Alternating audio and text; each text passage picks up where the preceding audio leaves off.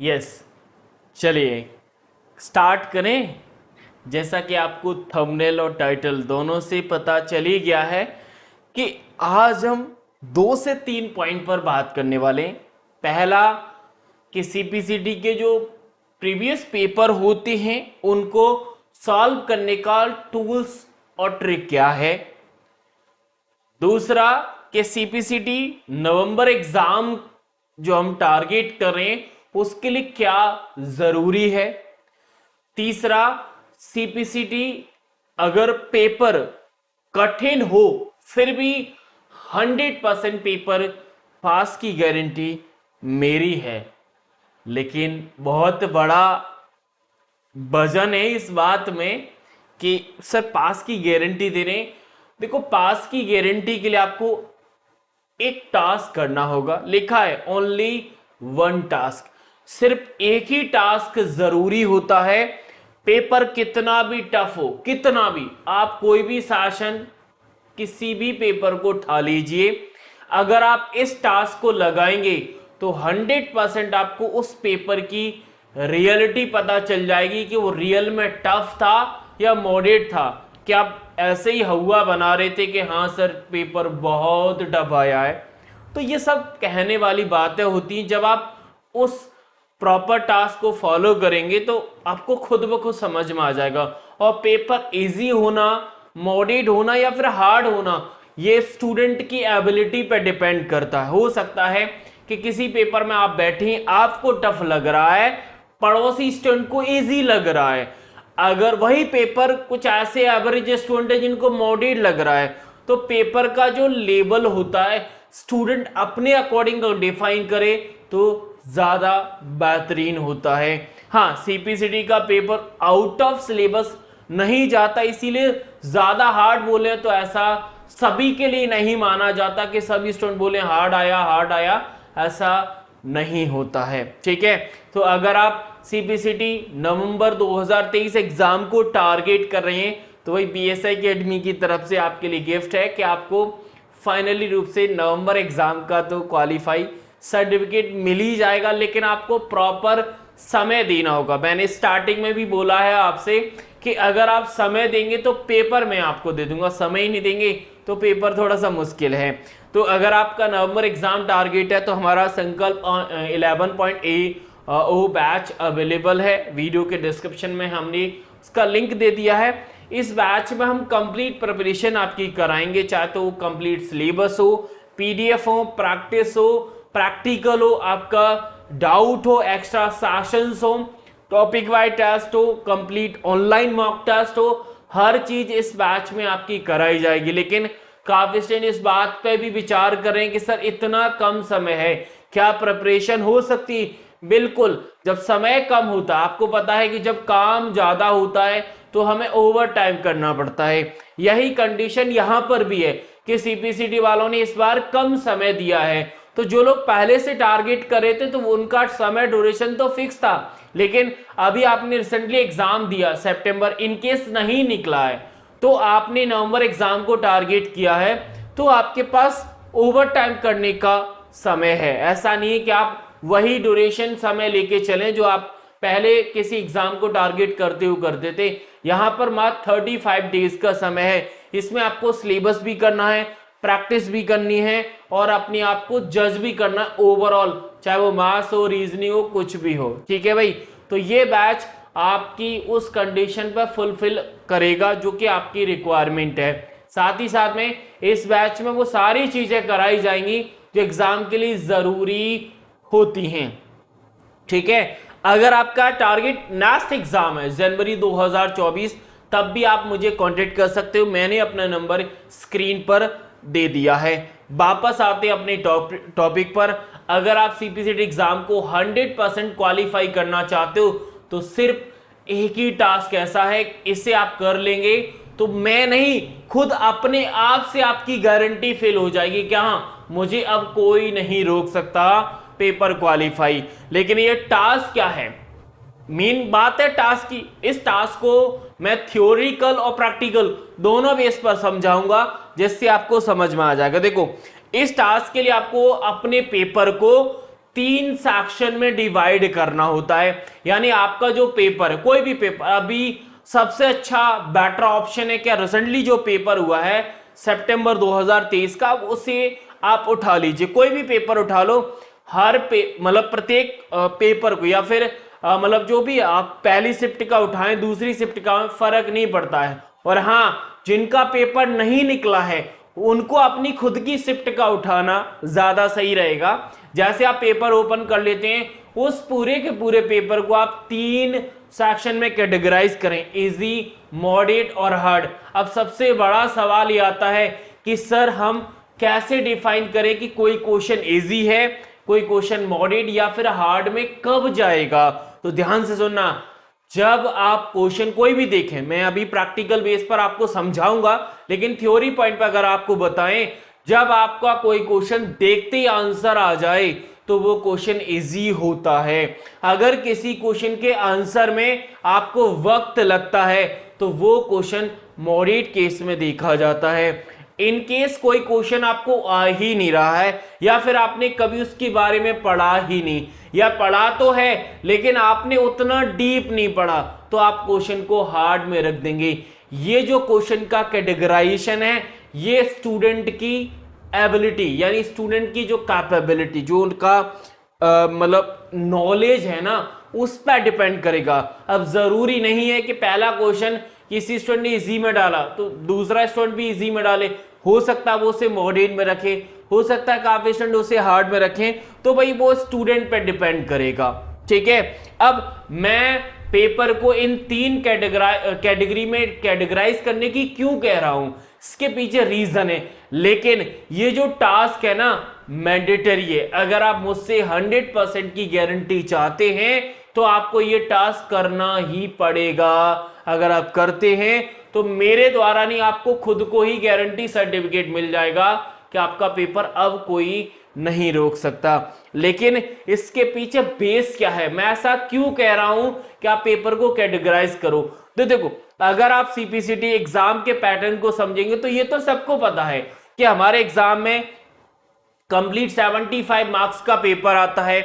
इसमें 52 question computer के आते हैं, 5 क्वेश्चन रीडिंग कॉम्प्रिहेंशन, 6 मैथ्स के, 6 रीजनिंग और 6 जीएस के, टोटल 75 हो जाता है। लेकिन ये भी सबको पता है कि हमें पास होने के लिए मात्र 38 चाहिए, पूरे में से कैसे भी करके आप 38 नंबर ले आओ। ये वो एग्जाम का पैटर्न है जो हर एक स्टूडेंट जानता है जो सीपीसीटी का एस्पिरेंट है। ठीक है, आपको ये पता होगा, आपको सब्जेक्ट भी पते होंगे कि किस सब्जेक्ट के कितना वेटेज आता है। लेकिन इसमें और डीप जाएंगे तो आपको ये भी पता होगा, अगर आप उससे जुड़े हैं, कि किसी पर्टिकुलर टॉपिक से कितने क्वेश्चन का वेटेज आता है। जैसे मैथ्स में बात करें तो मैथ्स में 6 क्वेश्चन कहां से आते हैं, रीजनिंग में 6 क्वेश्चन कहां से आते हैं।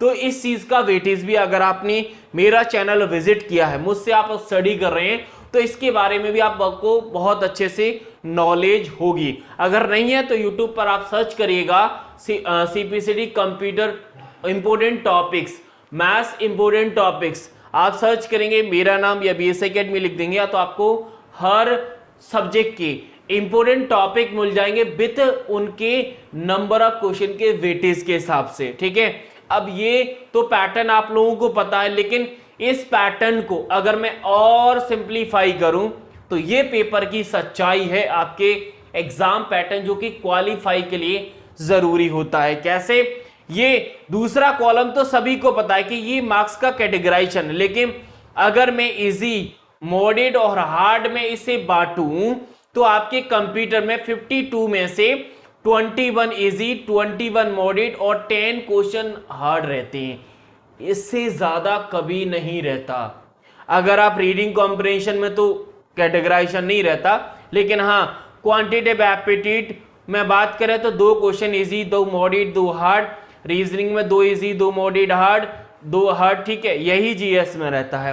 यानी ओवरऑल अगर पेपर को देखें तो 27 क्वेश्चन ऐसे होते हैं जिनको अगर सब्जेक्ट के बारे में थोड़ी सी भी नॉलेज है ना तो वो 27 नंबर ला सकता है, और अगले 27 ऐसे होती हैं जो आंसर लेने के लिए आपके से वक्त चाहिए उन्हें, यानी समय मांगती हैं। आप समय दोगे तो वो 27 भी आपके हो जाएंगे। लेकिन इन 16 नंबर के लिए आपको एफर्ट लगाने पड़ेंगे, क्योंकि अगर मैथ्स में आप 2 नंबर चाहते हैं हार्ड वाले, तो उसके लिए आपको मैथ्स की नॉलेज होना जरूरी होता है, ठीक है ना। तो 16 क्वेश्चन को अगर आप साइड में रखेंगे तब भी पेपर का जो क्वालिफाइंग नेचर है ना, वो बहुत आसानी से डिफाइन किया जा सकता है। कैसे, इसका थोड़ा सा फिगर मैं आपको समझाता हूं। जैसे अगर आपको थोड़ा सा भी कंप्यूटर में नॉलेज है, आप क्वेश्चन पर समय देना सीख गए, तो आप इजी और मॉडरेट दोनों क्वेश्चन को मिलाएं तो 54 हो जाता है। इसमें 5 नंबर अगर हम रीडिंग कॉम्प्रिहेंशन के ऐड कर दें तो हमारे 59 हो जाते हैं, जो कि इजी और मॉडरेट क्वेश्चन ही दे रहे हैं, जबकि हमें 38 चाहिए। लेकिन पता है प्रॉब्लम क्या है? प्रॉब्लम यह है कि हम उन 16 क्वेश्चन के चक्कर में, 16 नंबर के चक्कर में अपना 59 वाला पोर्शन बिगाड़ लेते हैं। जिन स्टूडेंट का टारगेट सीपीसीटी एग्जाम को सिर्फ और सिर्फ क्वालिफाइंग करना है, तो आप इजी और मॉडरेट पर स्पेशल फोकस करें। अगर आप हार्ड टॉपिक्स को, हार्ड कंसेप्ट को स्किप करके चलेंगे तब भी आपका एग्जाम क्वालिफाई हो सकता है। और अभी तक कंप्यूटर हो, मैथ्स हो, रीजनिंग हो, कुछ भी हो, इनमें हार्ड जो टॉपिक्स होते हैं उनका एक ये भी इतिहास रहा है कि वो हर शिफ्ट में नहीं आते। यानी कुछ ऐसे टॉपिक्स रहते हैं जो पेपर को सिर्फ और सिर्फ टफ बनाने के पॉइंट ऑफ व्यू से रखे जाते हैं, लेकिन उनकी गारंटी ये भी है कि वो हर शिफ्ट में नहीं देखे जाएंगे। तो अगर आपका एग्जाम सिर्फ क्वालिफाई करना है तो आप इन हार्ड क्वेश्चन को साइड में रखकर प्रायोरिटी रूप से आप इजी और मॉडरेट पर स्पेशल काम करो। अब काफी स्टूडेंट तो ये कह रहे हैं कि सर हमें कैसे पता चलेगा कि इजी और मॉडरेट कौन कौन सी है? तभी तो मैंने स्टार्टिंग में आपको बोला था कि आप PYQs, प्रीवियस पेपर का कोई भी एक पेपर उठा लो, उसे इजी और मॉडरेट में कैटेगराइज करो। अब इजी और मॉडरेट का कैटेगरी के आधार पर जो बेस बता, वो तो आपको पता है कि इजी क्वेश्चन वो होगा जो देखते ही आंसर आपको दे रहा है। अगर आप मॉडरेट क्वेश्चन में रखना चाहते हो तो वो क्वेश्चन आपसे आंसर के लिए वक्त लेगा, समय लेगा। हार्ड आपको बताइए, नहीं आया तो हार्ड, समझ में नहीं आया तो हार्ड, पढ़ा नहीं है तो हार्ड, हर केस में हार्ड जो आपसे दूर जाए।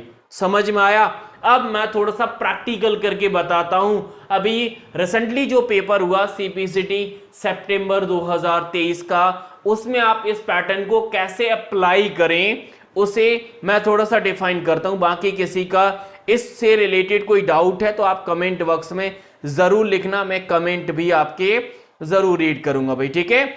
चलिए, तो मैंडेटरी टास्क में हम देख लेते हैं। तो ये हमारे पास पीडीएफ है जिसमें हमें कंप्लीट चीजों को फॉलो कराना है और करना है भाई, ठीक है। तो ये पीडीएफ आपको स्क्रीन पर नजर आ रहा होगा। इस पीडीएफ में अगर आप देखें तो ये पेपर है। देखो, अगर आप देखें ये सितंबर 2023 का 30 तारीख का शिफ्ट 1 का पेपर है भाई, इसी का आधार बनाते हुए बाकी 1 अक्टूबर का भी ये पेपर है मेरे पास। मैंने सारे पेपर ओपन कर रखे हैं। आपको जिस पेपर में ये टास्क अप्लाई करना आप कर सकते हो, लेकिन अगर आपने सितंबर के एग्जाम दिया था तो मिनिमम रूप से आप उस शिफ्ट में जरूर करें जिस शिफ्ट में आप बैठे थे। आपका पेपर डिस्क्वालीफाई हो गया था, उस शिफ्ट में अगर आप अप्लाई करेंगे तो खुद को समझ में आ जाएगा कि हम जिस पेपर को टफ मान रहे थे वो टफ नहीं था, हमने उसे टफ मान लिया था। एक्चुअली में वो कैसा था, जब आप कैटेगराइज करोगे तब खुद पता चल जाएगा, ठीक है। तो अगर आप ऐसा करते हैं तो मैं एक पेपर ले लेता हूं, जैसे 30 का पहली शिफ्ट का ही ले लेते हैं और पहला क्वेश्चन पढ़ो। पहला जबरदस्ती नहीं है किसी का, आप क्वेश्चन, ये है पहला क्वेश्चन। क्या लिखा है कि डैश पर ऐसे बटन होते हैं जो बार बार उपयोग में आने वाली कमांड को क्विक एक्सेस प्रदान करते हैं। क्विक एक्सेस मतलब जल्दी से। अब आप ऑप्शन पढ़ो। अगर आपको क्वेश्चन समझते ही आंसर आ रहा है तो आप इस क्वेश्चन को इजी रख दें। क्या रखेंगे? इजी, मतलब देखते ही बन रहा है तो इस क्वेश्चन, यानी अगर आप यहां पर बनाएं तो क्वेश्चन नंबर 1 है, ऐसे लिखो भाई। क्वेश्चन नहीं, क्वेश्चन तो सभी को पता है 1 है। 1 में यहां पर लिखो मॉडेड है क्योंकि थोड़ा सा वक्त ले सकता है। क्विक एक्सेस टूल बार का क्वेश्चन है, क्विक एक्सेस टूल बार का। अब आप यहां पर टॉपिक का नाम लिख देंगे तो ज्यादा अच्छा रहेगा। आप यहां पे ये भी लिख दीजिए कि जो पहला क्वेश्चन आप मॉडेड में लिख रहे हैं और क्वेश्चन का नंबर वही रखना जो पेपर में है, ठीक है, वही रखना। अभी इसका देखो अगला क्वेश्चन मैं करूं, आप हो सकता है कि आप लोगों ने इसे इजी में रखा हो, कोई दिक्कत नहीं, आप अपने हिसाब से रखिए तो ज्यादा बेहतरीन रहेगा। अगला क्वेश्चन, जैसे क्वेश्चन नंबर 2 पढ़िए, यूटिलिटी हार्ड डिस्क पर जो जरूरी फाइल की जानकारी को खोजता है तब उन्हें इरेज कर देता है जब यूजर विंडो ओएस में उन्हें इरेज करने की अनुमति देता है।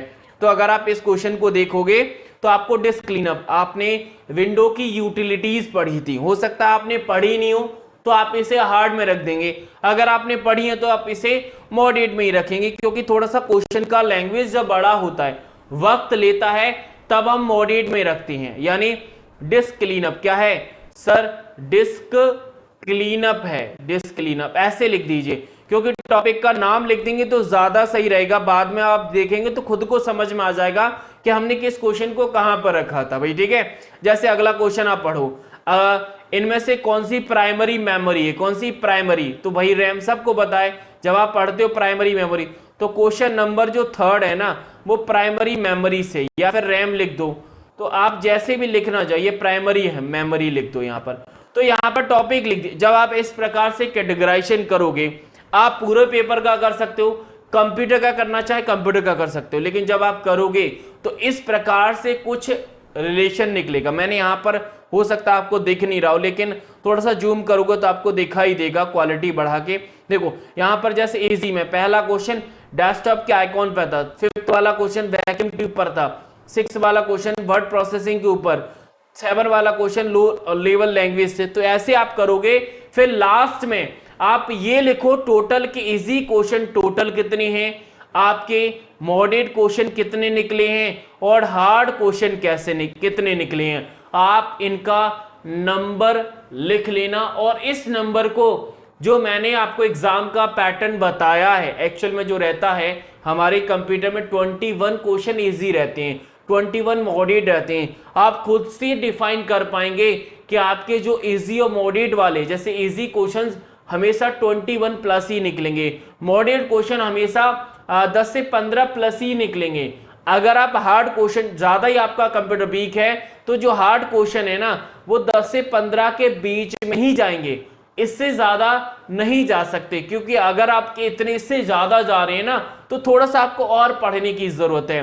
तो आप इसे कर लेंगे, जब आप इस प्रकार से कैटेगराइजेशन करेंगे तो आपको खुद को समझ में आ जाएगा कि मेरा पेपर एक्चुअल में किसकी वजह से रह गया था।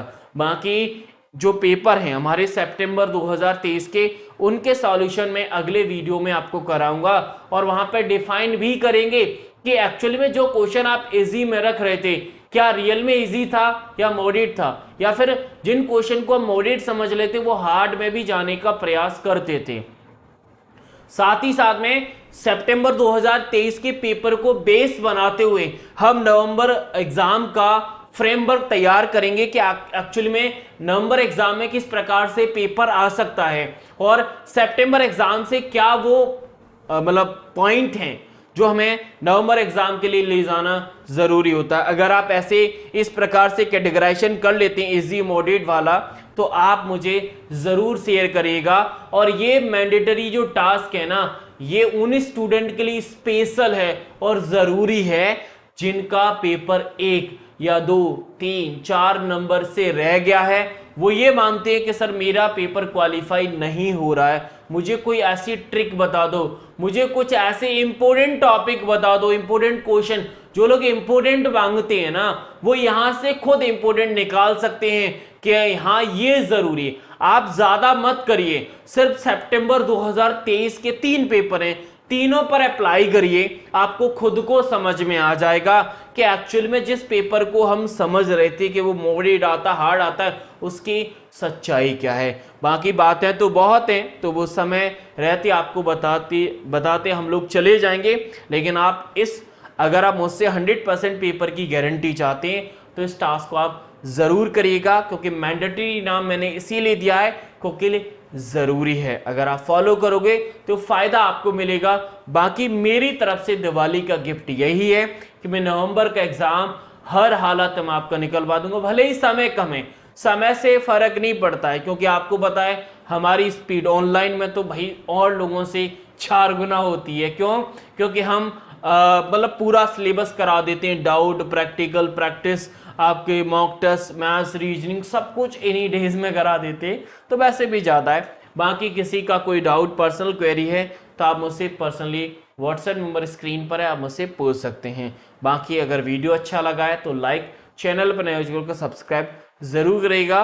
और बाकी क्लासेस हमारी नवंबर एग्जाम के लिए चल रही है। अगर आपका एग्जाम नवंबर एग्जाम है, नवंबर का टारगेट किया है या फिर जनवरी 2024 कर रहे हैं, तो आप सीधा बैच को इनरोल कर सकते हैं, क्योंकि बैच में आपको इंडेक्सिंग खुद नहीं करनी होती, आपके पूरे पेपर की जवाबदारी मेरी होती है। आपको क्या पढ़ना है, कितना पढ़ना है, कब पढ़ना है, क्या ज़रूरी है, क्या छोड़ना है, ये सारी चीज़ें। और अच्छी बात ये रहती है कि इसमें हर एक स्टूडेंट मेरे साथ पर्सनली यानी इंडिविजुअल कनेक्टेड रहता है, चाहे तो क्लासेस के माध्यम से हो या फिर हमारे फ़ोन या व्हाट्सएप के माध्यम से हो। ठीक है भाई, चलिए तो फिर मैं मिलूँगा आपको नेक्स्ट वीडियो में, जो कि हमने टाइम रखा है 9:30 बजे।